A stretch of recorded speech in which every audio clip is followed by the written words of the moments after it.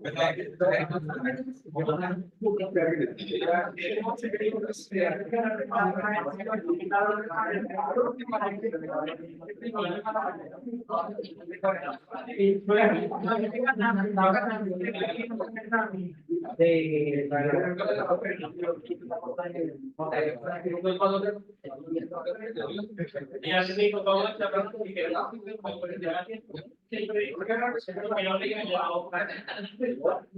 primera le puede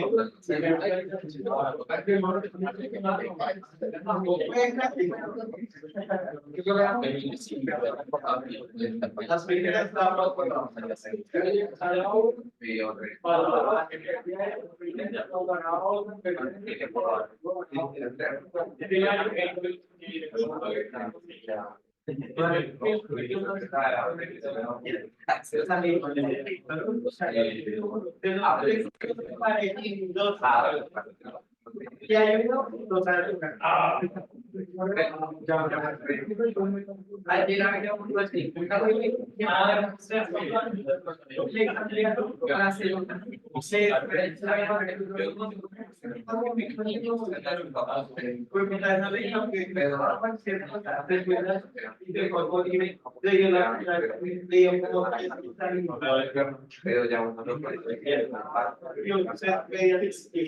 Bueno, muchachos, buenos días. Buenos días. Vamos a comenzar nuestra tercera sesión de la asignatura. Pero antes, tengo que mostrarles, hay unos cambios importantes que ustedes sepan en cuanto a los pagos que ustedes, porque digamos que cambió la manera de hacerlo. Entonces, esto que está aquí, pues lo colgaron en la plataforma en estos días, y es bueno que cada uno de ustedes lo sepan, ¿no? Porque pues estamos hablando de dos formas de pago que ustedes seguramente ya conocen, ¿no? Por TCE, pagos seguros en línea. Entonces vamos a mirar, porque la tarea es de que ustedes sepan qué es lo que hay que hacer. Entonces, permítanme, por favor, le doy acá. En el siguiente video tutorial les vamos a enseñar el paso a paso de cómo generar su recibo de pago con código de barras. Primero, debemos ingresar a udcportal.com. Allí vamos a ingresar nuestros datos, correo electrónico, contraseña y posterior código CAPTCHA. Estando en este apartado ya podemos seleccionar la opción de cartera. Esto nos desplegará dos opciones, una orden de pago y otra histórico de ingresos. Le vamos a dar en orden de pago. Seguido, esto nos aparecerá. En nuestro código de estudiante, nuestro programa, acá podemos seleccionar el programa en el cual estamos activos.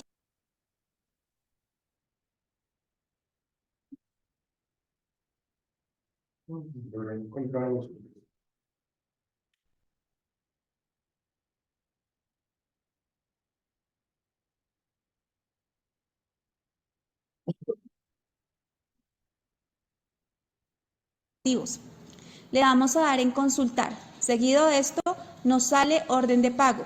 Acá, para poder generar el recibo, tenemos que seleccionar un concepto en el apartado concepto.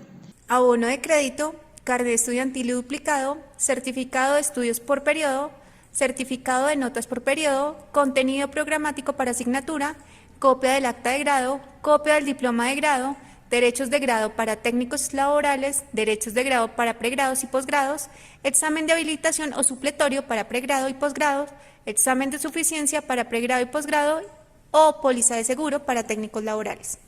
Seguido a esto le vamos a dar clic en agregar.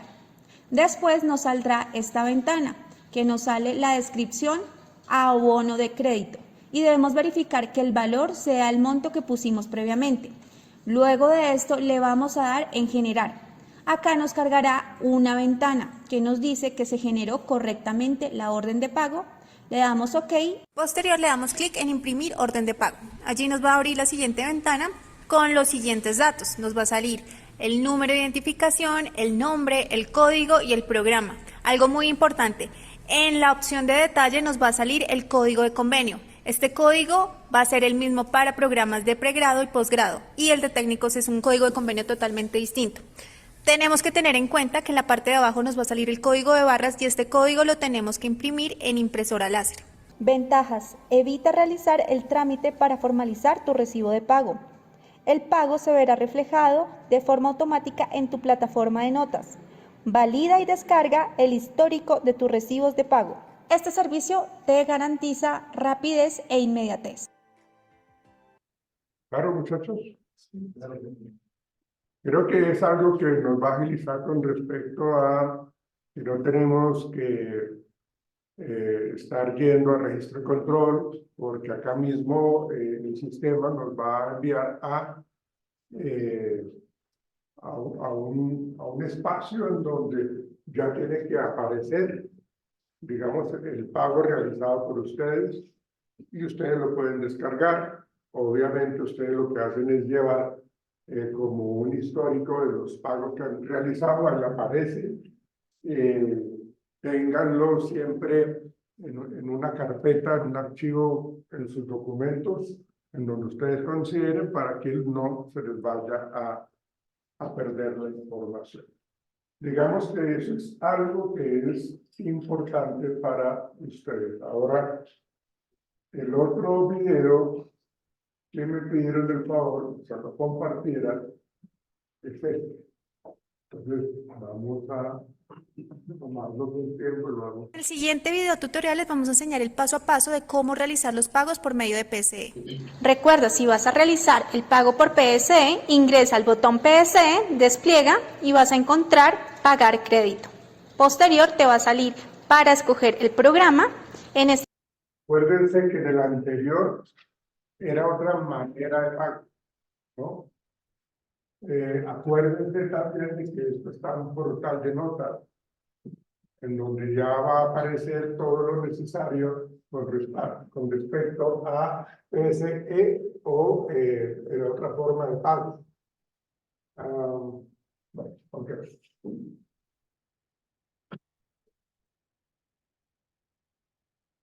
Miremos. A ver. En este caso, ingeniería de software para este tutorial, le damos clic en consultar. Seguido a eso, seleccionamos el concepto. Entre ellos tenemos abono de crédito, carnet estudiantil y duplicado, certificaciones de estudio por periodo, certificaciones de nota por periodo, contenido programático por asignatura, copia del acta de grado, copia del diploma de grado, derechos de grado para técnicos laborales, derecho de grado para pregrado y posgrado, examen de habilitación o supletorio para pregrado y posgrado, examen de suficiencia para pregrado y posgrado, póliza de seguro, técnicos laborales y semillero especial. Antes de proceder al pago, es esencial que tengas en cuenta los siguientes aspectos. Montos requeridos. Asegúrate de observar tanto el pago mínimo como el pago total que la plataforma exige para realizar la transacción. Si intentas efectuar un pago que no se encuentra dentro de estos rangos, la plataforma no te permitirá continuar con el proceso y te mostrará un error.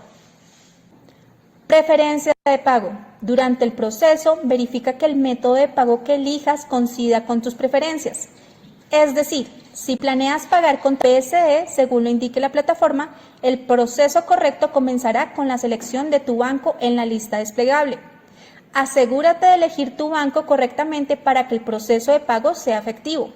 Por otro lado, si optas por utilizar una tarjeta de crédito, deberás proporcionar el número de tu tarjeta, asegurándote de ingresar todos los dígitos de manera precisa. Esta pequeña aclaración la hacemos con el fin de que valides que las rutas sean correctas según tu preferencia de pago. Errores del sistema. Si por error seleccionas el banco incorrecto o ingresaste incorrectamente algún número, la plataforma te informará que durante los próximos 120 minutos, es decir, 2 horas, no podrás llevar a cabo el proceso de pago. Esto se debe a que el sistema eliminará la solicitud que realizaste inicialmente. Ten en cuenta que estos errores son internos del sistema y la universidad no puede intervenir en ellos. Importante, no olvidemos que también en nuestro apartado de cartera podemos consultar nuestro histórico de ingresos de órdenes de pago. Acá esperamos que cargue la página y al igual que en orden de pago, debemos seleccionar nuestro programa en el cual estamos activos. Después de seleccionar esto, le damos en consultar. Luego de cargue, podemos verificar todo el histórico de pagos que hemos realizado a la fecha. Igual te encuentras dos opciones, una que es el detalle de abonos a crédito y detalles de ingresos. La diferencia de estos dos apartados entre detalles de pagos y detalles de ingresos es que en detalle de pagos vamos a encontrar todos los pagos realizados al proceso de matrículas y en el detalle de ingresos van a resultar todos los pagos abonados a los derechos pecuniarios o otros pagos. Si le das en esta ventanita que sale a la izquierda, le podrás verificar el recibo el cual ya fue cancelado y podrás validar la fecha en el cual lo hiciste. Y en la parte de detalle de ingresos igualmente puedes verificar al imprimirse la orden de pago. Ahí podrás verificar todos tus ingresos y lo que has abonado a la universidad. Ventajas: evita realizar el trámite para formalizar tu recibo de pago. El pago se verá reflejado de forma automática en tu plataforma de notas. Valida y descarga el histórico de tus recibos de pago. Ok, muchachos, eso es algo que ustedes deben saber o deberían saber. Ahora, Rectoría mandó una circular que les pido el favor me presten atención porque es importante. Se las voy a leer para que sepan qué nos dice el señor rector de la universidad. Entonces dice, circular número 002 del 2024 de rector universitaria para estudiantes, programas de pregrado, posgrado y técnicos laborales. 19 de febrero del 2024 fue diseñada esta circular. Comunidad académica. La institución universitaria de Colombia siempre ha sido consecuente con su proyecto social desde lo misional, hecho que no solo se ha mostrado en sus políticas de becas para todos, sino en el manejo del cobro de los derechos por matriculación que ustedes como estudiantes tienen que realizar. Nunca se les ha exigido garantías para la financiación, como tampoco se les ha ocasionado algún costo financiero por extemporaneidad en los pagos vencidos. Y lo más importante, nunca se les ha incrementado el valor de la matrícula durante todo el recorrido de su formación. Es fundamental recordarles la importancia de mantenerse al día en el pago de su matrícula para conservar su condición de estudiante inscrito activo y vigente en nuestra institución, en concordancia con el reglamento estudiantil. Con esto, la universitaria pretende mantener los flujos de caja estables para así poder continuar nuestro propósito misional ofreciendo una educación de calidad. Ahora, al ser una de las pocas instituciones de educación superior que les da la posibilidad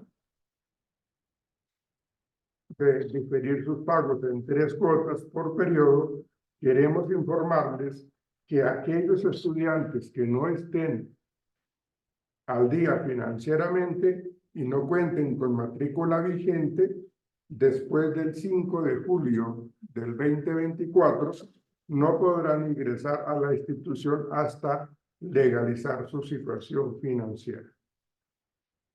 Hasta el 5 de julio del 2024. Además, es importante tener en cuenta las siguientes políticas, además de las existentes de la beca para todos.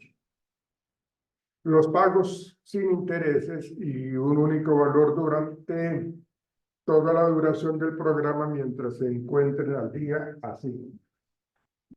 Si la cancelación de la matrícula se realiza días después de la fecha establecida, se aplicará un cargo adicional del 5% como sanción. En caso de atrasarse 3 cuotas y perder la oportunidad de matricularse en el periodo a cursar, deberá acudir a la institución para solicitar el reintegro.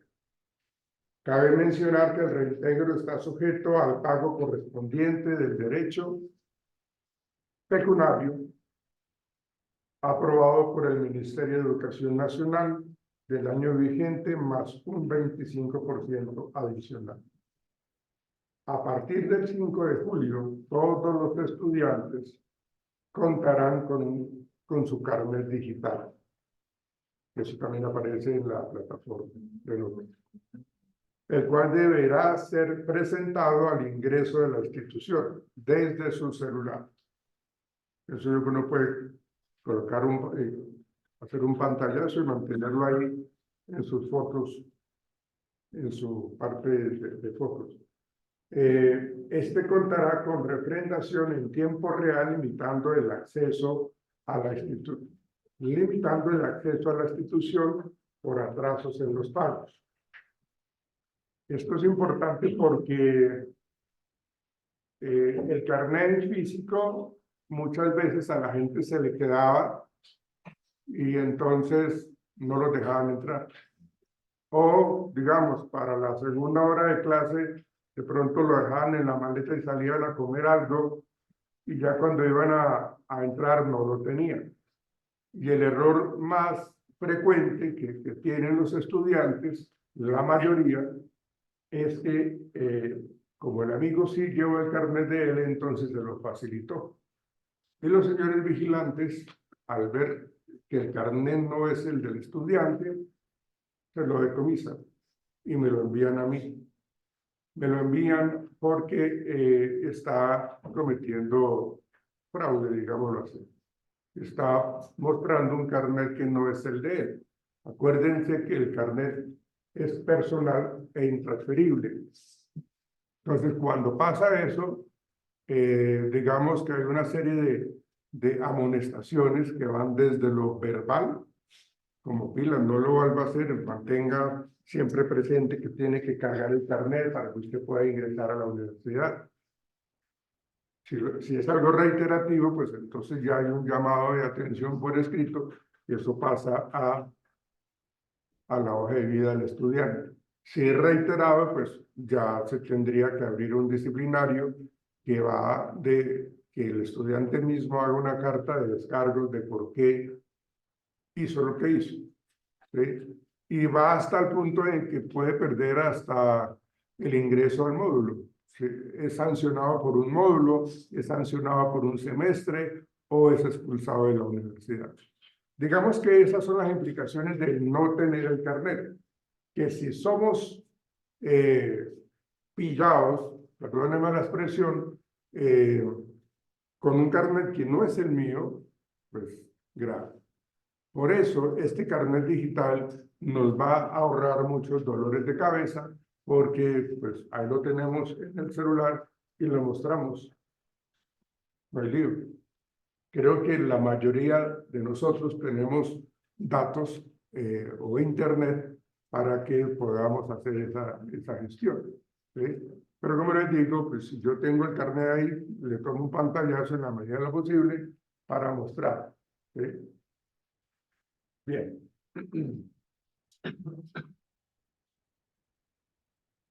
Bueno, esa parte del carnet digital es muy importante. A partir del 5 de julio, los estudiantes solo podrán realizar los pagos por el sistema de transferencia digital PSE conectado a la plataforma de notas o descargando el recibo con código de barras en la misma plataforma para realizar el pago en las entidades financieras autorizadas. Como incentivo, le informamos a los estudiantes una nueva política de descuento del 10% adicional para aquellos estudiantes que decidan pagar su periodo académico completo. Durante los 5 primeros días del módulo inicial del periodo en el que se encuentren. Es importante mencionar que la institución no realiza aumentos en la matrícula anualmente para aquellos estudiantes que se encuentren al día en sus pagos. Le recordamos que cumplir con los plazos establecidos es fundamental para evitar inconvenientes financieros y académicos según los reglamentos.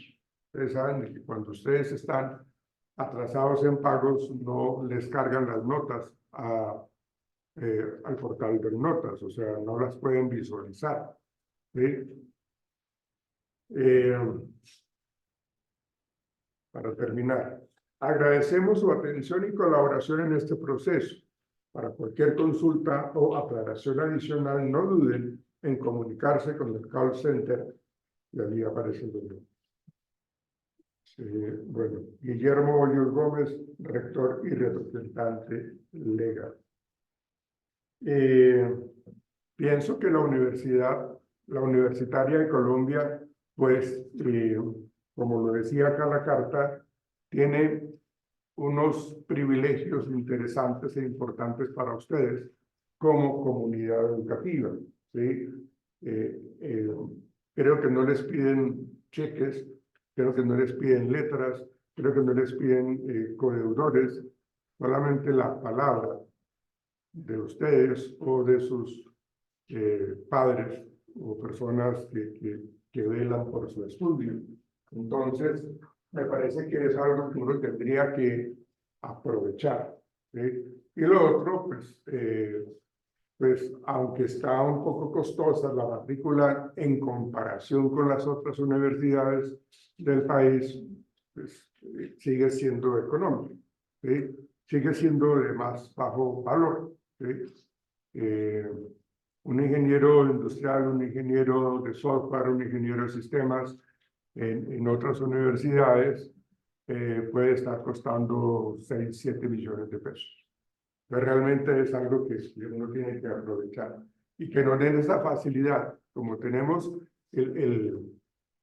como la parte modular. Entonces, cuando se paga de esa manera, como han venido ustedes muy juiciosamente pagando, en donde pagan 3 cuotas y quedan ustedes ya al día. Es una manera fácil, pienso yo, no es como tan invasiva, no se siente tanto el golpe, ¿no? Ese es mi punto de vista. Entonces, no perdamos esas oportunidades que nos brinda la Universitaria de Colombia. ¿Sí? Ok. Eso es algo que teníamos que hacer en la jornada de hoy, al inicio de nuestra clase, y retomando el módulo. Acuérdense, señoritas, caballeros, que ya llevamos con estas 3 clases. Veo caras nuevas que no habían venido, entonces tienen 2 fallas en las 2 primeras clases. Digamos que con esta separación, con esta ruptura de las 2 clases iniciales y el tiempo, y luego retomar con una tercera clase, pues hace que muchos estudiantes digan, pues ¿para qué vamos? Pues les va corriendo la falla.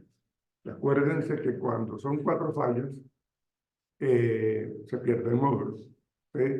Y acuérdense que cuando son 5 fallas por incapacidad, se sugiere aplazar el módulo.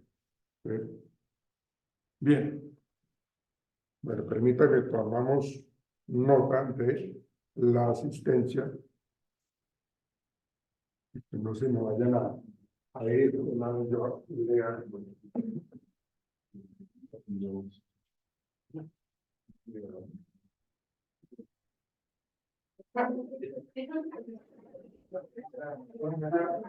Bien.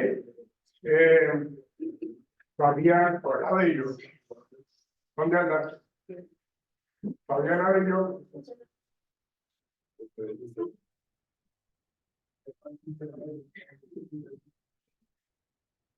Daniela Arango. Carlos Arias. Carlos Arias, llegaste tarde, ¿no, Carlos? Juan Martín Arias. ¿Tienes una falla, Juan Martín? Tomás Baracaldo. Tomás Baracaldo tiene 2 fallas. Y era porque estaban enfermos. Entonces, tampoco lo han pero no pasa. Bueno.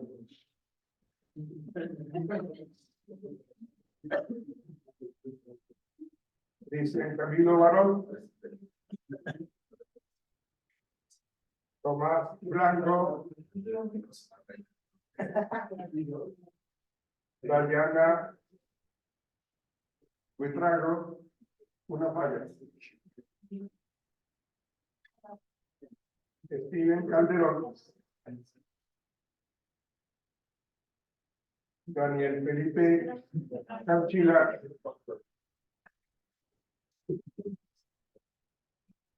David Castro.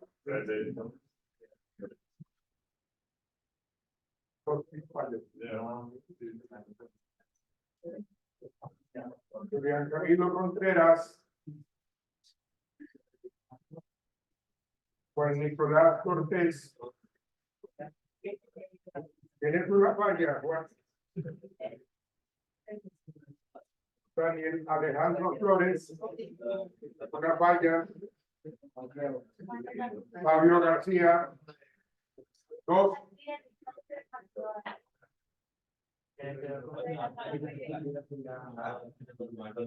Brian García.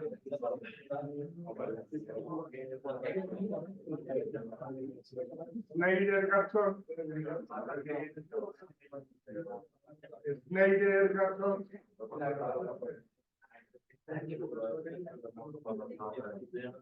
Steven Hill. Steven Hill.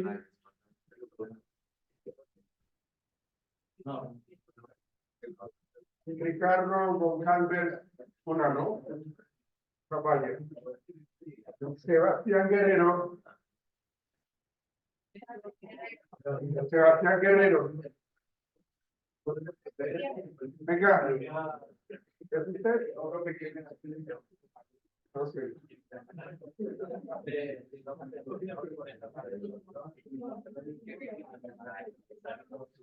Andrés Sebastián. Tienes 2 fallos, Andrés. Y los dos, Juan Esteban Hernández.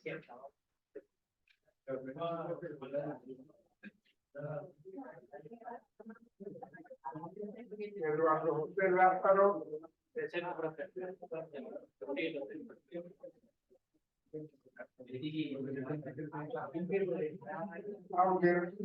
Javier Mauricio López. Una falla. Nicole López. Una falla. Laura Lice Lozada.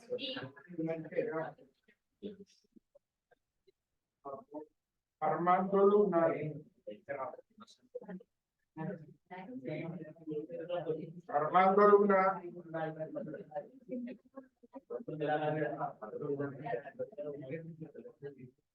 Cristian Mateo. José Ángel Gonzalo. La segunda clase, entonces que llegaste tarde. Tiene Leonardo Mora. Daniel Navarro. Daniel Navarro.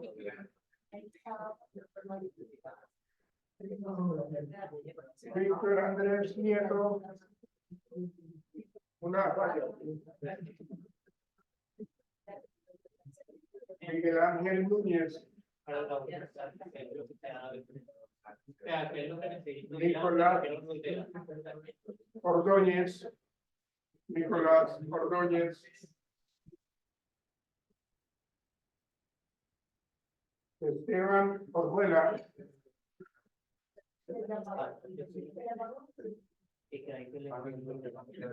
Felipe Ortiz.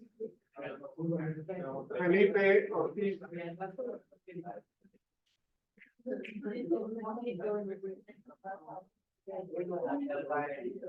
Diana Osorio.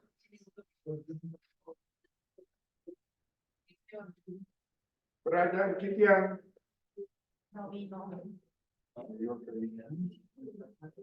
María Isabel Ramírez.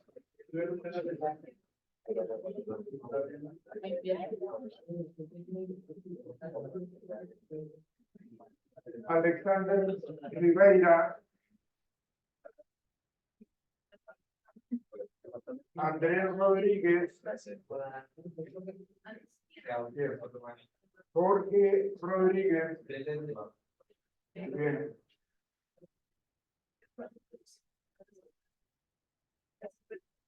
Daniel Rondón. Una falla, Daniel. Felipe Rueda. Felipe. Bueno. Juan Diego Salgado. Camilo Serrano. A ver, lo veo.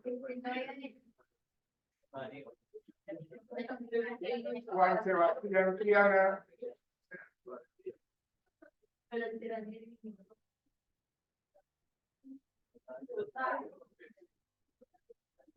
Tienes una falla, Juan.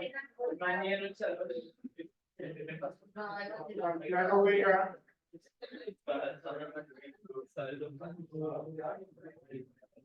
Emanuel Velázquez. ¿Qué anda? Henry Velázquez. Una falla.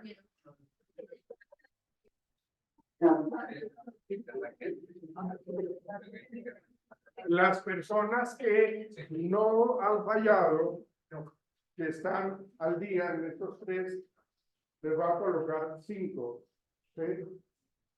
Depende de ustedes mantener ese 5. Si ustedes llegan tarde o faltan, se les quita el 5.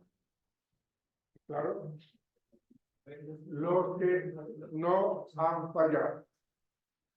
Por retardos. Por retardo no, o sea, cuando yo llamo lista, si están acá, son acreedores del 5, sin fiadores ni nada por el estilo. Pero entonces, pues, yo ya llegué. Ah, yo no sé.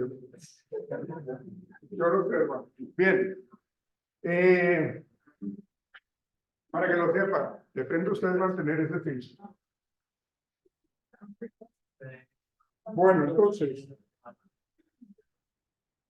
les voy a comentar de que, pues bueno, hubo un error en la plataforma y la asignatura de ustedes no aparecía, entonces ya me la colocaron y el programa ya está actualizado. Sí, me puse este fin de semana a trabajarlo, que es lo que hemos estado viendo. ¿Sí? Entonces, vamos, digámoslo acá. Entonces,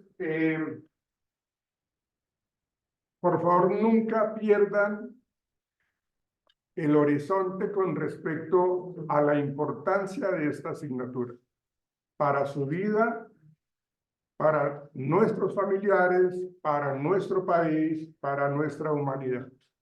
¿Sí? Estamos cansados todo el tiempo de estar llenos de corrupción. Estamos cansados de tanta desigualdad social. Estamos cansados de tanta mentira.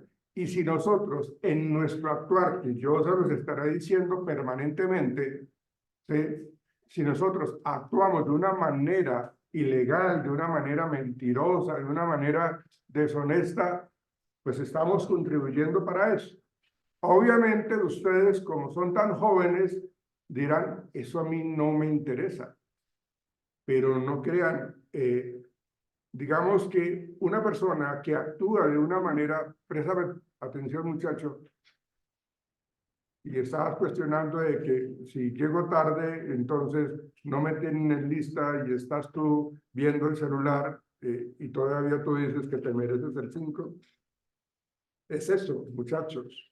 La idea es de que ustedes sean conscientes. O sea, nadie es perfecto, obviamente, pero la idea es que tengamos como la concientización de que esto nos debe de importar. porque lo que quería decirles es de que así como existe una persona que es deshonesta, que es mentirosa, que es falsa, si se unen otro gran número de personas con esas características en su forma de comportarse, imagínense que entonces volvemos a estar hablando de la desigualdad, de toda esta maldad, de todo este cáncer tan tenaz que tenemos nosotros en nuestro país.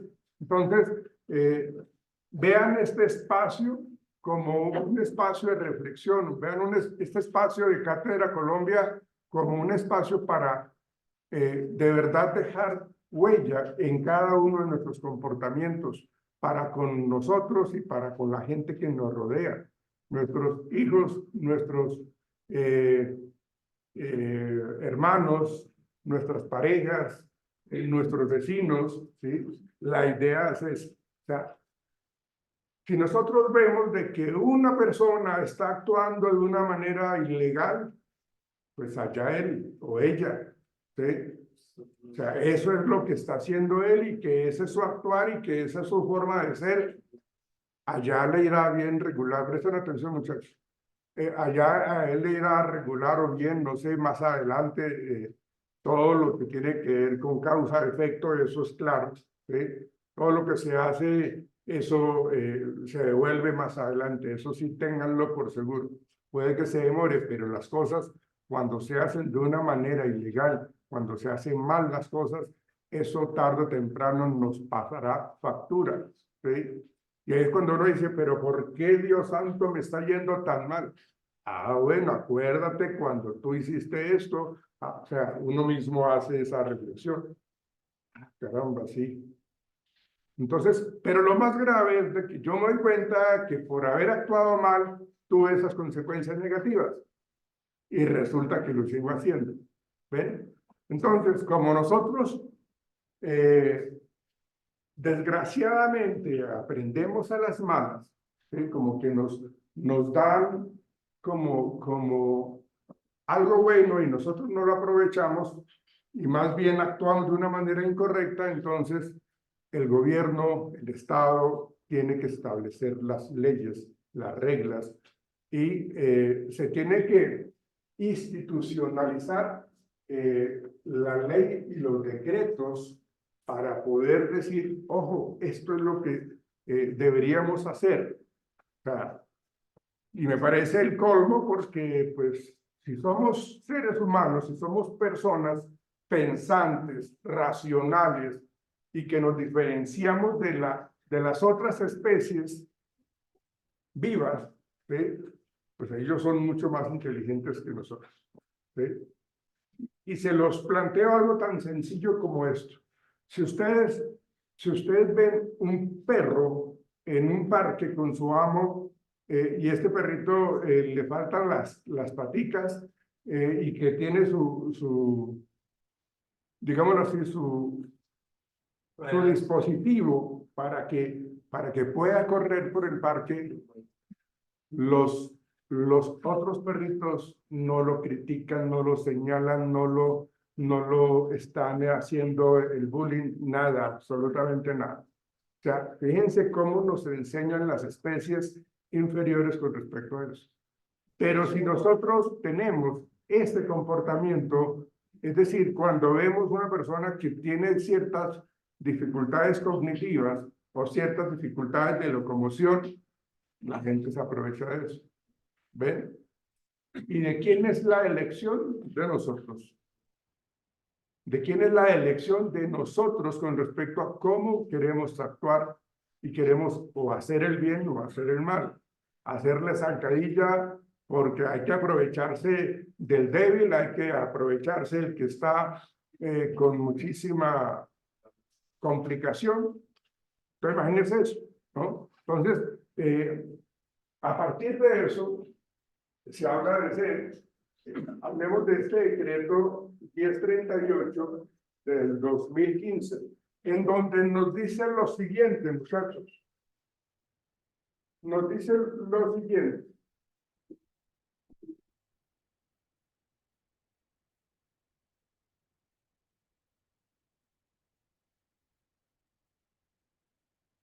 Y esto pues, es un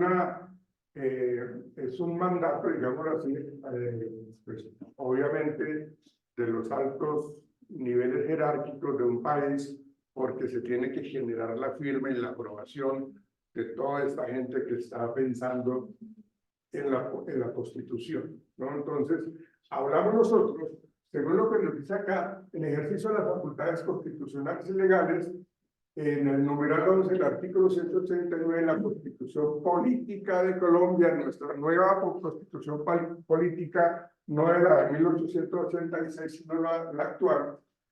Entonces tenemos que decir, oiga, pilas, porque nosotros tenemos que pensar para la paz y el derecho a la igualdad.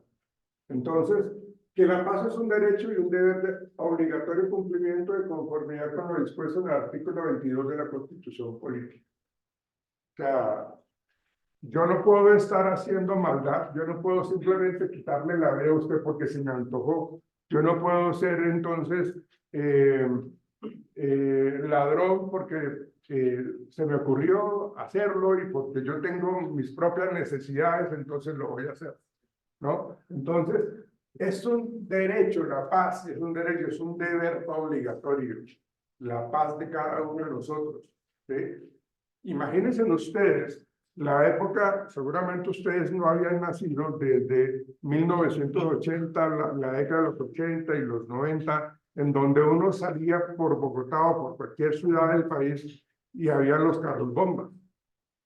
¿Cuánta gente no murió porque estaban pasando o estaban en el lugar equivocado, porque habían allí dejado los terroristas, los narcotraficantes, un carro bomba? ¿Y cuánta gente no falleció por eso? Colombia estuvo en el ojo internacional y todo lo que tiene que ver con el turismo y con la visita de extranjeros acá a nuestro país se redujo al máximo, porque era un país en donde decían allá los embajadores o cualquier persona influyente, decían, a Colombia ni se les ocurre ir. A Colombia ni vayan, porque pueden ustedes ser secuestrados, ¿sí? Pueden ustedes ser asesinados, pueden, un montón de cosas que uno dice, pero por Dios, ¿sí? Y es que así era. La verdad era así. O sea, carros bombas, bombas en los aviones de Avianca, toda esta cuestión. Entonces, pues, ¿quién va a querer venir a un país en donde la paz y el derecho a la vida misma estaba siendo pues cuestionado? ¿Ven? Entonces, cuando se habla de la Cátedra Colombia, se tiene que plantear de que en estos espacios académicos es donde ustedes tienen que generar conciencia. En estos espacios académicos es de que nosotros debemos decir cuál va a ser mi comportamiento, ¿sí? Dice, la adquisición de una conciencia para la conservación, protección y mejoramiento del medio ambiente. ¿Ven? Porque pues eso también hace parte de nuestra cotidianidad. El hecho de tener un buen espacio libre de contaminación, libre de polución, libre de incremento a la basura, ¿sí? Entonces, eso es algo que se tiene que tener en cuenta, porque nosotros debemos mantener, velar por la calidad de la vida, del uso racional de los recursos naturales. Entonces, es todo eso, o sea, es actuar con conciencia a todo momento. Algo tan sencillo como, mientras yo me estoy cepillando los dientes, entonces, ¿qué tanto yo dejo que salga el agua por el grifo? Eso es algo que uno lo debe pensar de una manera individual, cómo lo estoy haciendo, porque estamos hablando de que estoy protegiendo los recursos naturales. Pero es que yo solito ¿qué voy a acabar el agua del mundo? Pero es que así como usted está pensando, existen miles de gente que piensan igual, que están pensando de la misma manera. Entonces ya no es uno, ni son 10, sino son 10.000, no son 100.000, son 1.000.000, mucha gente que realmente está generando eso, ¿sí? del uso racional de los recursos naturales, de la prevención de desastres, porque cuando nosotros hablamos de la prevención de desastres, en mi época, cuando yo tenía la edad de ustedes, o era más pequeño, nosotros teníamos como, no existían los árboles de Navidad que son tan bonitos, que son con luces LED, toda esta cuestión, ¿sí? Son muy bonitos. No, en nuestra época, los árboles se cogía por algunas partes, habían unos arbolitos, no recuerdo cómo se llamaban, unos bajitos, y nosotros lo que hacíamos era cortarlo, pelarlo, ¿sí? Y envolverlo en musgo o en algodón y armar el árbol de Navidad, ¿sí? Y eso, pues, también estaba generando, pues, esto es lo que dice acá, prevención de desastres, porque en la medida que yo quito el musgo, que es esa parte de lo biológico que hace que se mantenga el agua, se pueda, digámoslo, evitar las erosiones o todos esos deslizamientos de agua que normalmente pasan, y por eso se derrumban una serie de casas, porque están allí como en un sitio que es bastante peligroso. Entonces, lo que hacemos nosotros con nuestro comportamiento es deteriorar nuestro medio ambiente. Entonces, la idea es de que nosotros ayudemos a prevenir los desastres. Los pitillos, que nosotros lo llamamos aquí en Colombia pitillos, ya es algo que se tiene que abolir en las cafeterías, en las panaderías, en los restaurantes, porque eso, como acá no se tiene la cultura del reciclaje, acá no se tiene la cultura de separar las basuras, entonces eso va a los ríos, a los mares, y eso lo encuentran, o las cositas de los six pack, las cervezas, de las gaseosas en lata, que vienen 6, entonces eso aparecen las tortugas en el cuello con eso. ¿Ven? Entonces o sea, veamos eso, muchachos, porque eso es algo de nuestra vida cotidiana. Dentro de una cultura ecológica y del riesgo y la defensa del patrimonio cultural de la nación. Patrimonio cultural de la nación. ¿Sí? Si nosotros, bueno, cuando uno habla de Bogotá, uno habla de sus sitios turísticos, que es, por ejemplo, Montserrat, ¿sí? Digamos que eso es un patrimonio cultural, Montserrat. Y cuando nosotros vamos a Monserrate, tenemos que hacer ese camino y cuidar lo que hay alrededor, ¿sí? Pero la maldad y el vandalismo sale a relucir. ¿Ven? Entonces, fíjense, muchachos, de que esto es lo que nos está estableciendo en la nueva Constitución Política de Colombia, lo que nosotros tenemos que generar a fines de la educación. Y eso es lo que yo estoy haciendo con ustedes ahorita, tratando de dejar una huella. Puede que a ustedes al segundo se les olvide. Espero que no a todos. Espero que de verdad haya gente que de verdad sea muy consciente en su actuar y en su rol como parte importante de nuestra comunidad, de nuestra sociedad, ¿sí? Acuérdense que ustedes son muy importantes en ese equilibrio social, ¿no? Entonces, dice que dentro de la enseñanza del artículo 14 literal de la ley 115 del 94, la enseñanza obligatoria, o sea, esto uno lo puede ver como, pues esto es una cátedra, pues una asignatura que toca ver, porque si no la pasamos, pues no me puedo graduar, ¿sí? Y que yo pierda esta asignatura es como, o no asisto, o no entrego trabajos, o me quedo dormido en clase, o sea, que pierdan una asignatura de estas, oiga, es como si yo perdiera educación física, ¿sí? ¿Ven? Pero la pierden por vagancia, la pierden por irresponsable, la pierden no comprometerse con lo que estamos hablando. Entonces, dice que dentro de la enseñanza obligatoria de los establecimientos oficiales o privados de educación preescolar básica y media, estará la educación para la justicia, la paz y la democracia, la solidaridad, la confraternidad, el cooperativismo, que tiene que ver con cómo nos ayudamos entre todos. Cuando ustedes salen del país y van a buscar trabajo, a buscarse la vida en otro país, allá hay unas colonias latinas en donde nos apoyan. Nos dicen, venga, aquí yo lo recibo. Quédese acá conmigo si es un puertorriqueño, si es un colombiano, si es un ecuatoriano, quien sea. Pero hay una colonia latina en donde nos abre los brazos y nos brinda apoyo. Quédese acá, pero no seamos descarados, ¿no? La idea es de que me dan un espacio, un techo y una alimentación durante unos 2 meses, máximo 3. Y entonces en esos 3 meses yo tengo que mirar cómo me organizo, cómo apoyo a donde me están colaborando y luego ya tengo que buscar mi espacio.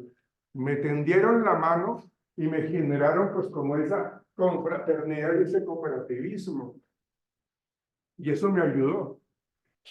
Y si eso me lo hicieron a mí, seguramente yo también lo debería hacer con los demás. O sea, lo debería en el sentido, bueno, no es obligatorio, pero me parece que si a mí me tendieron la mano, yo lo podría hacer también. ¿Sí? Y todo eso hace parte de los valores humanos. Un valor humano, ¿cuál sería? El respeto. ¿Qué otro? La educación. La La honestidad. honestidad, sí.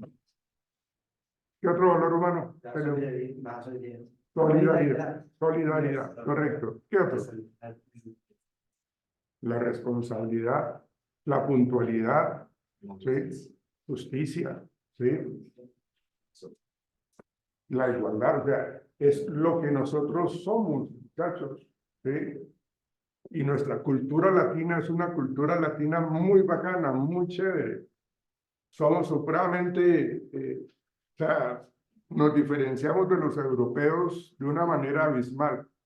Somos más cálidos, somos más cercanos, somos más afectivos, ¿no? Somos, de acuerdo a nuestra cultura, hacemos todo eso. Los europeos no lo hacen, ¿sí? En una relación de pareja, en comparación de una cultura europea con nuestra cultura colombiana, nosotros somos más dados a hacer, venga, cuidamos nuestra relación, vivamos nuestra relación bonito, chévere, ¿sí? Y eso lo hacemos de una manera pues responsable, de una manera tranquila, no presionada, ¿sí? Los europeos tienen una pareja y el novio o la novia dice, bueno, hay un paseo, creo que ese paseo va a durar como una salida con mis amigos, va a durar como 2 meses o 3 meses, ¿no? Porque son muy andariegos ellos, ¿sí? Entonces la novia le dice, uy, qué rico, amor, vamos. Le dije, no, yo no dije que vamos, me voy, ¿sí? Yo me voy. Entonces, chao. No hay lámpara, ¿no? ¿Ah? No hay lámpara. ¿Y qué es eso? ¿Ordinarios o...?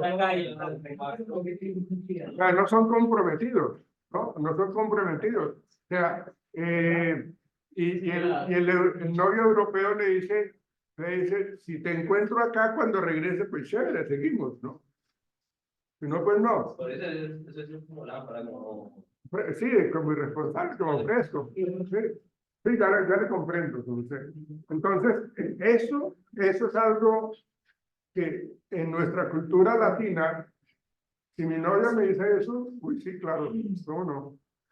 Sí, y ya 2 meses, o sea, no es algo como tan bien visto. Entonces, los valores humanos realmente tienen que estar allí de una manera permanente. Entonces, fíjense ustedes que esto lo que pretendemos nosotros es adoptar métodos de enseñanza en donde tenemos la posibilidad de buscar de la mejor manera esos valores humanos. Entonces, hablamos de esa formación de una ciudadanía en la participación democrática, porque estos espacios de universidad son universales. Aquí hay una gran cantidad de gente de diferentes regiones del país, con diferentes creencias políticas, religiosas, de género, lo que ustedes quieran, ¿sí? Pero no por ellos van a ser apartados de la oportunidad de estudiar. No por eso se van a no volver, porque es que en el salón me la dedican, me la montan, perdónenme la expresión, ¿sí? Porque es que me hacen matoneo, me insultan porque es que yo soy de la costa, o porque yo soy paisa, o porque yo soy bayú, lo que sea, ¿no? Entonces, realmente hablamos de esa formación de una ciudadanía para la participación democrática, convivencia pacífica y el reconocimiento y respeto a la diversidad. Si a ustedes, a algunos de sus compañeros, le hacen matoneo por su forma de ser, por su personalidad, no se queden callados. Denuncien. Bueno, no, y esto es serio, porque en el reglamento estudiantil dice que las sanciones con respecto al maltrato y bueno, insultar, golpear, robar a un compañero, pues eso tiene, pues obviamente, repercusiones para el estudiante que infringe esa norma. Acá nosotros tenemos gente de bien, acá no tenemos delincuentes. Levante la mano el delincuente. Levante la mano el delincuente. No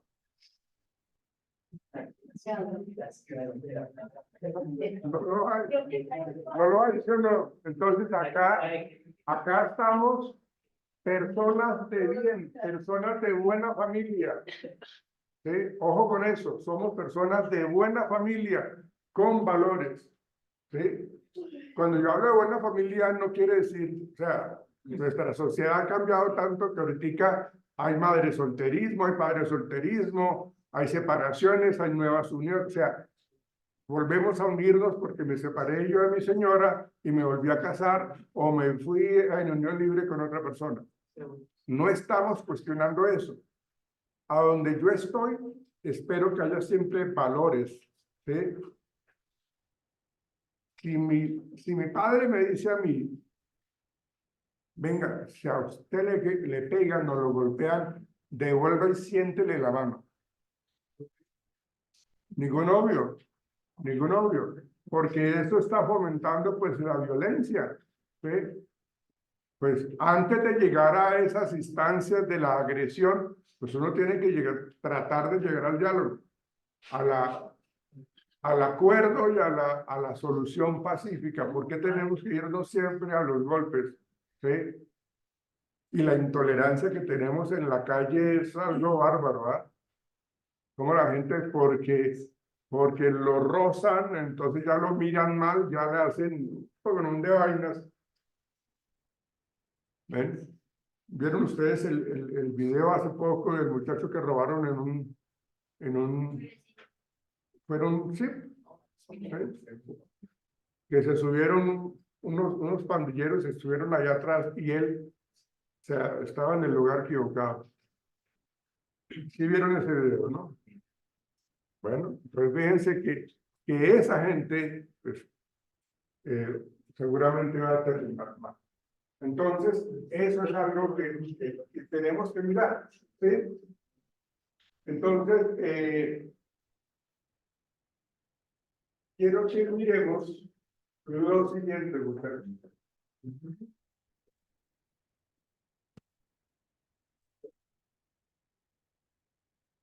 Les voy a mostrar ahora lo siguiente.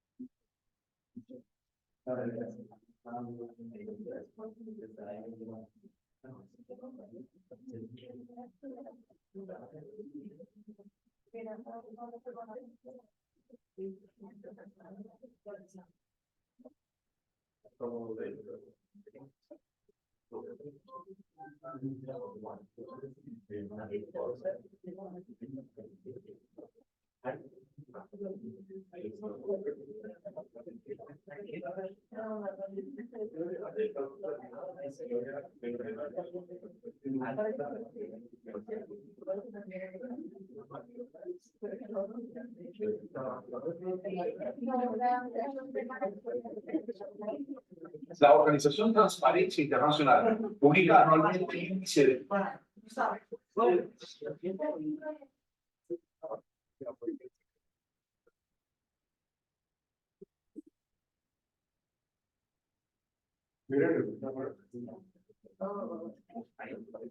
de percepción de la corrupción en el sector público de cada país. Según esta organización, en el 2010 Colombia ocupó el puesto número 78 entre 178 países evaluados, con un puntaje de 3.5, al igual que países como Grecia, Perú y Tailandia. Esto se califica de 0 a 10, siendo 0 muy corrupto y 10 ausencia de corrupción. Durante 5 años consecutivos, Colombia ha obtenido puntajes debajo de 4 y desde hace 12 años está incluido en la encuesta las calificaciones no han pasado en promedio de 4. Crítico, muy crítico. Esta situación evidencia que nuestro país no mejora, sino que tiende a estancarse. ¿Y cómo va a mejorar si en los últimos meses se han hecho públicos escandalosos casos de corrupción? Escándalos que no paran.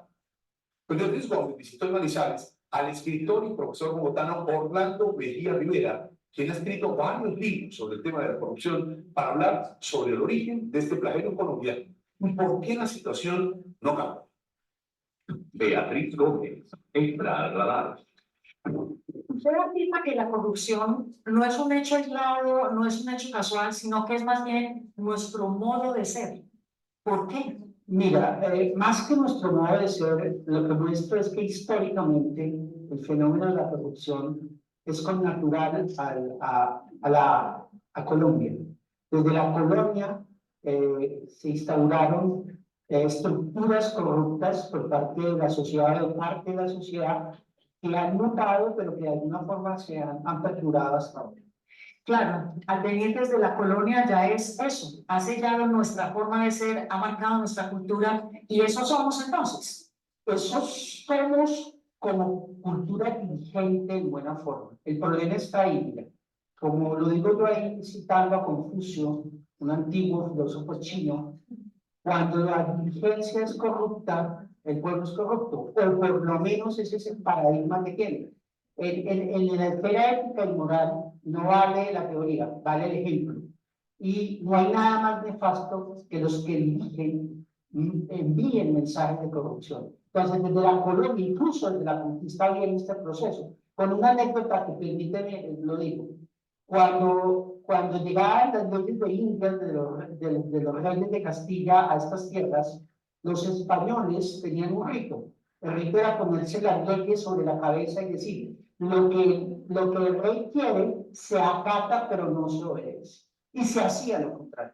Y de ahí entonces podemos explicar esta cultura colombiana de hacerle el quite a todas las leyes. Sí, es una purga a las leyes sistemática expresada o usada de manera paradójica, por ejemplo, con más leyes. El legalismo, el santanderismo llevado al extremo, se convirtió en crear leyes para burlar leyes. El dicho popular, echa la ley, echa la trampa, viene desde la colonia.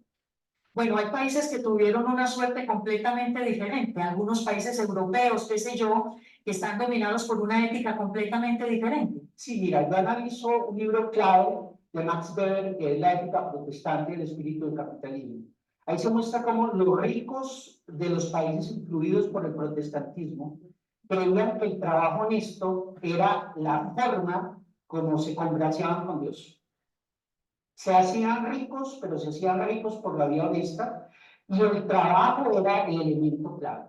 Mientras que los ricos del catolicismo de la época católica, ser ricos era un privilegio dado por Dios y el trabajo se constituye en algo que es para los pobres, para la clima.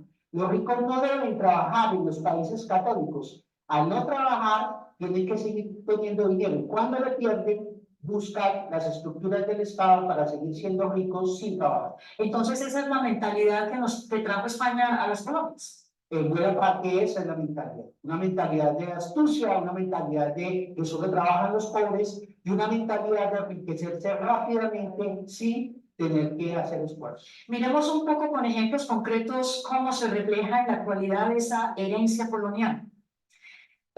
Usted hablaba de las leyes, cómo se hacen y de una vez se hace la trampa para hacerles el quite, para violarlas. Y analiza en alguno de sus ensayos el tema de las leyes, la aplicación de las leyes a la guerra. Sí, mira, ahí está el ejemplo paradigmático del general Hermógenes Maza. Maza, durante la guerra contra los españoles de independencia, se convierte en alguien que pasa cuchillo a los prisioneros españoles. En una época donde no hay derechos humanos, pero el asunto se vuelve tan notable que Bolívar ordena en una misiva a Maza, general Maza se le ordena que no derrame una sola gota de sangre más de los prisioneros españoles. A las semanas, en una batalla cerca de Montauk, Maza coge más de 300 españoles prisioneros, les pone piedras en los pies, los tira al río Magdalena, los ahoga obviamente, contesta Bolívar. General Bolívar se cumplió sus órdenes, no se derramó una sola gota de sangre de los prisioneros. Esa que es una anécdota que está validada por varios historiadores, representa muy bien ese juego con las leyes en Colombia. ¿En qué hechos del pasado, en qué hechos de la colonia podemos explicar que la casta que dirige a Colombia se sienta con derecho a todo? Viene de los famosos terratenientes aristócratas que llegaron acá, que las bulas papales les dieron tierras, simplemente a cambio de que los indígenas fueran convertidos al cristianismo.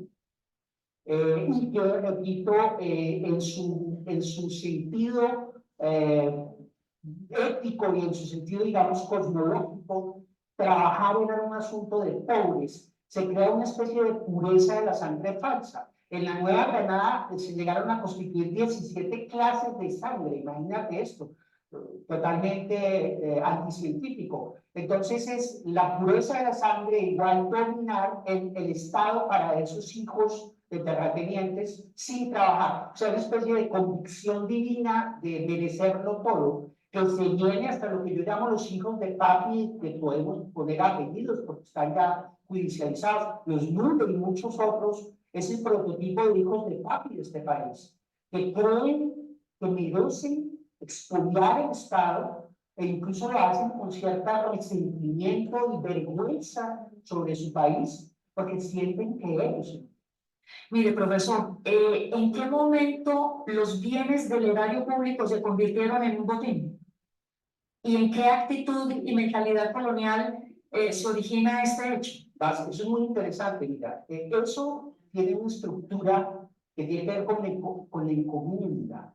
La encomienda es la que genera la clase política. El paso de la encomienda a la República de Colombia fue un cambio de nombre, pero no de estructura. Por eso aparece la figura del cacique. La figura del cacique viene de la encomienda, pero se convierte desde la colonia electoral en el clientelismo. Ahí está una relación muy extraña, que es muy grave para el país. Política colombiana siempre ha estado unida a clientelismo con cacique. Y hasta hoy. Y eso ha llevado a lo siguiente, a que el 60-70% de todos los políticos desde hace 200 años son elegidos por la vía del clientelismo hasta hoy. Eso en el día de las elecciones, donde a través del dinero y a través de la presión, pues, de las armas, se eligen el 70% de los políticos colombianos. Eso lo sabe la clase política clientelista. Por eso es que no le interesa el voto de opinión, porque el voto de opinión solo lo han elegido por un 30%. Una pregunta, la permisividad social que existe en Colombia frente a los vivos, frente a los que violan la ley, a los que se salen con la suya, a los que hacen un desfalco, ¿de dónde viene? ¿En qué aspecto de la mentalidad colonial se origina esta permisividad? pues tiene que ver un poco con los privilegios de clase también. ¿Ves? Los privilegios de clase, o así no se perteneciese a una clase privilegiada, el sentimiento de que si alguien que era el jefe o el amo podía hacer lo que quería, de alguna manera había que seguirlo, imitarlo.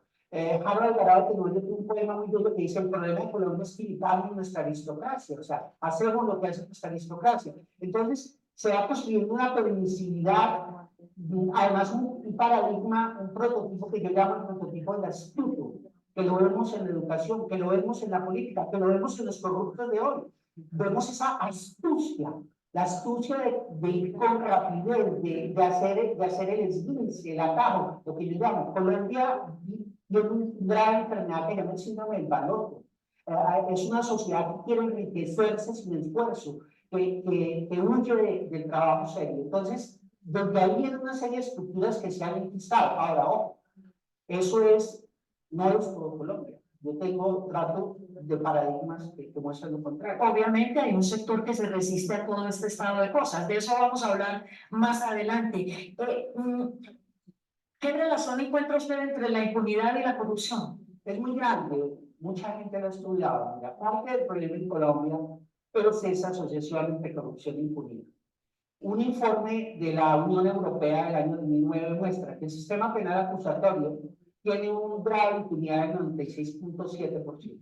Y hay estudios muy serios, hechos por asociaciones muy serias internacionales y nacionales, que, por ejemplo, muestran que la justicia en general en Colombia alcanza una efectividad del 3.7%. Entonces, en una sociedad donde su sistema judicial la impunidad es lo que manda, estimula al ciudadano a volverse corrupto porque hace balances, y es lo que vemos todos los días. Yo me robo este instituto, y me meto 4 años de cárcel, me meten 6 años de cárcel y salgo multimillonario. Mire, profesor, ¿qué reflexión le suscita a usted esa vieja frase que ya es muy popular del expresidente Turbay, de que hay que reducir la corrupción a sus justas proporciones? Sí, Turbay representa la clase política clientelista, es el arquetipo de eso. Es el uso de la política para expoliar al bien común a favor de unos pocos. No, la frase del expresidente Turbay es coherente con él y con lo que representa una política y unos políticos que han hecho un inmenso daño a este país. El núcleo de la corrupción en Colombia es el núcleo de la clase política que siempre ha llegado al poder por la vía del clientelismo. Turbay representa eso. Y la famosa frase de uno de los Nulli, que la corrupción es inherente a la naturaleza humana. ¿Qué le dice eso a usted? Pues, para cualquier profesor de filosofía, pues, primero lo ridículo de la frase, ¿cierto? Y segundo lo cínico de la frase. Representa el hijo de papi y mami llevado al extremo de pensar el mundo y de creer que Colombia es lo que ellos son. O sea, es el cinismo llevado al extremo. Es una verdadera bofetada a millones de colombianos que se levantan todos los días a trabajar y se mueren pobres pero honrados frente a estos personajes con apartamentos en Cuba, etc. Pero para darle vuelta a la situación, o sea, podemos tener esperanza como sociedad. ¿En qué radica? ¿Radica en que cambiemos el sistema educativo, eduquemos un nuevo ser humano? ¿O directamente radica en el ejemplo que ve la clase dirigente? Varias cosas. De alguna manera uno quisiera creer que las políticas anticorrupción que parecen estarse cambiando, por lo menos, realmente eso se lleva a sus consecuencias reales. Eso de alguna manera disminuiría la impunidad. Por otro lado, fomentar una cultura educativa de la honestidad desde la escuela, pero eso no se enseña, vuelvo a repito, el ejemplo ahí será fundamental. Mira, no hay nada peor para una sociedad, Beatriz, que los retardados morales, como los llama Colbert, lleguen a dominar el país. Este es un país mandado por retardados morales, y por eso la corrupción ha campeado. Pero sí hay esperanzas, tiene que haber además, y te voy a decir por qué. Jorge Garay, el economista colombiano, ha hecho un análisis de un inmenso valor sobre el concepto de cooptación del Estado. Colombia es un país que a través de muchas décadas ha terminado creándose una estructura de tela y araña de los corruptos. Es un Estado prácticamente a puertas de lo que llaman cooptación del Estado. un Estado al servicio de mafias. Las mafias no solo son las mafias del narcotráfico. En Colombia se han unido ya, por eso no hay tanta violencia como en México explícita, las mafias del narcotráfico y las mafias de la clase política. Es una armonía que pretende ser una sociedad aparentemente normalizada. Profesor Orlando Mejía Rivera, muchísimas gracias. Qué duro, por Dios, qué duro que eso sea un paradigma que se mantiene y no cambie. Paula, Nicole, ¿qué opinas de lo que nos plantearon allí, Paula? ¿Cuál es tu punto de vista, Paula?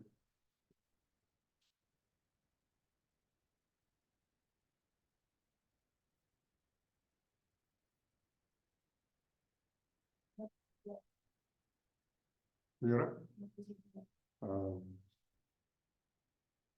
Eres, creo yo, una de las pocas personas que no le interesa a tu país. Eres una persona que de pronto en estos espacios vienes y no contribuyes en el sentido de lo que vienes a hacer a una universidad. Te lo digo con todo respeto, ¿sí? Porque cada quien es libre de actuar como se le antoje. ¿Sí? Es lo que se llama el libre albedrío. Aquí están ustedes porque quieren estar, ¿sí? Y tienen que cumplir con un proceso académico, pero es que esto es patria, esto es social, esto es igualdad. Ojalá lo reflexiones, señorita Paula. ¿Qué opinas, Daniel Felipe? Daniel Felipe Canchila. Este país está Ok. llevado por la corrupción y viene solo de unos pocos, sino de los. Clientelismo, que era lo que llamaban allí, el clientelismo. O sea, mire, yo he estado en unas reuniones en donde los políticos que se meten en todo esto para ser ediles, para ser concejales, para estar en el Congreso, ellos, no sé si ustedes saben de que meterse a la política cuando uno quiere ser edil o alguna vaina de estas, tienen que invertir mucho dinero. Entonces consiguen un poco de dinero. Entonces lo que hacen es reunirse y empieza a haber una fila de gente y le dicen, cuando yo llego, hago esa fila y cuando yo llego, no, es que mire, yo necesito que me den 6 millones para organizar un evento para usted. Tenga los 6 millones de pesos. Ese es el clientelismo, ¿sí? Eso es lo que hace realmente la política de comprar votos, ¿sí? Comprar pensamientos, comprar ideología, ¿sí?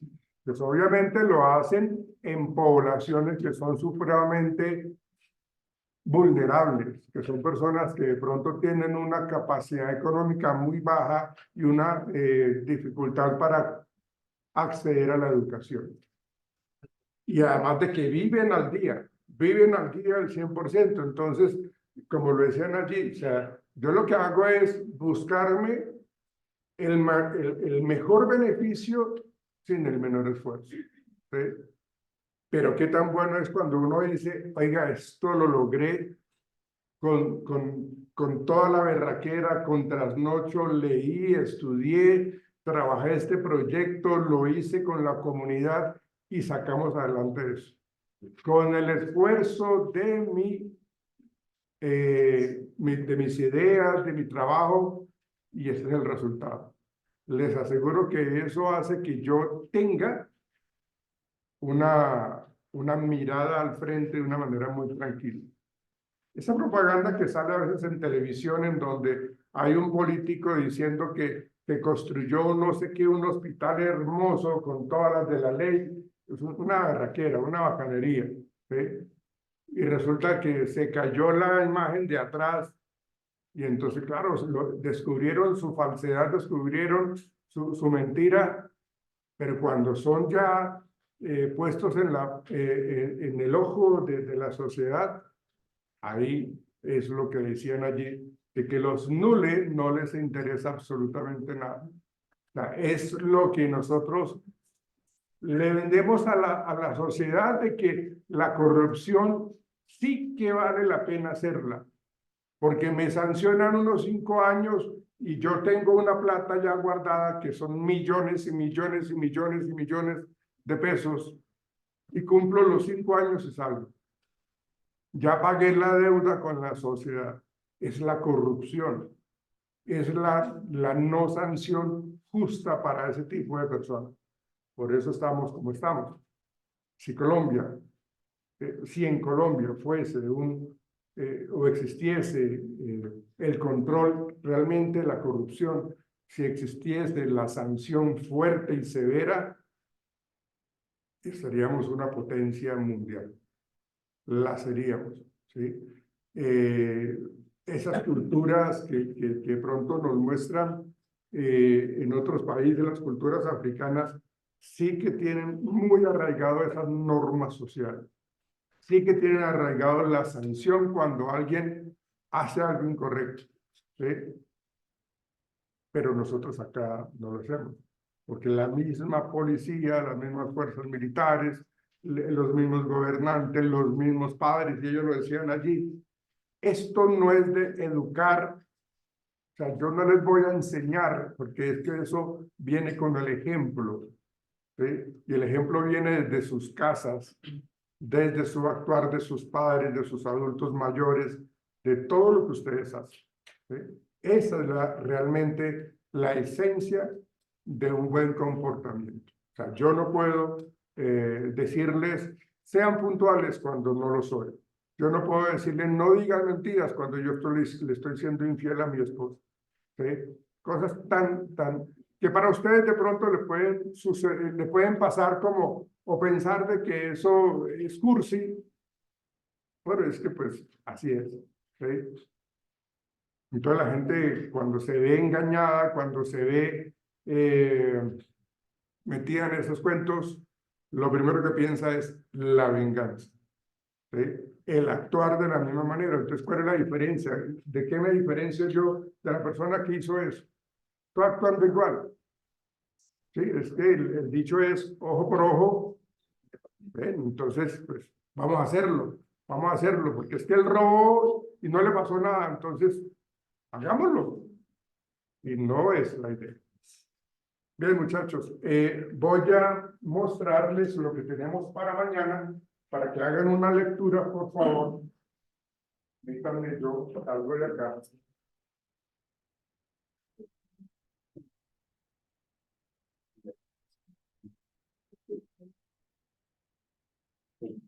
El grupo de los chiquitos.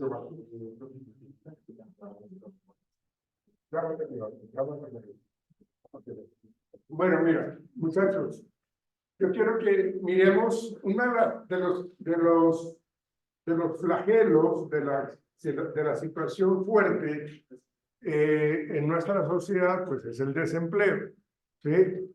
Cómo nosotros, digamos, tenemos la oportunidad de trabajar en lo que estudiamos, otros no, ¿sí?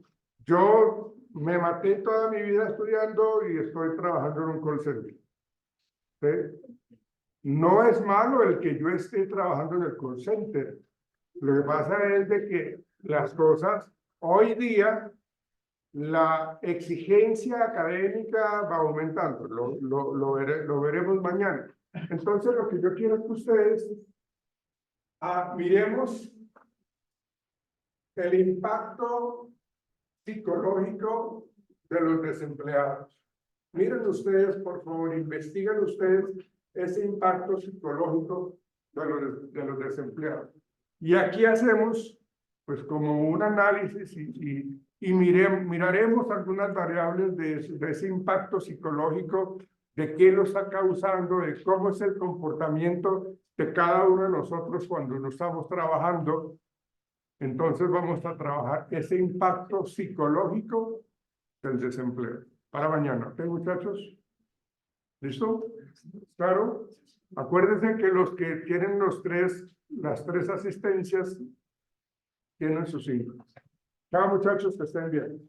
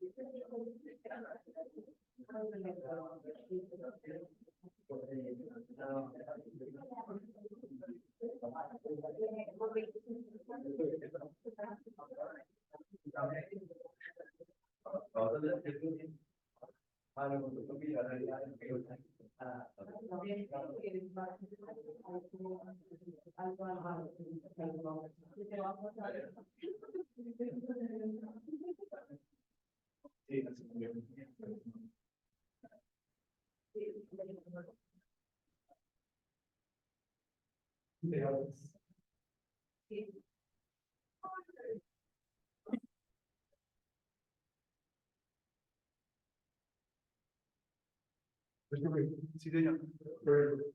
Gracias. Suerte que súper bien. Igual.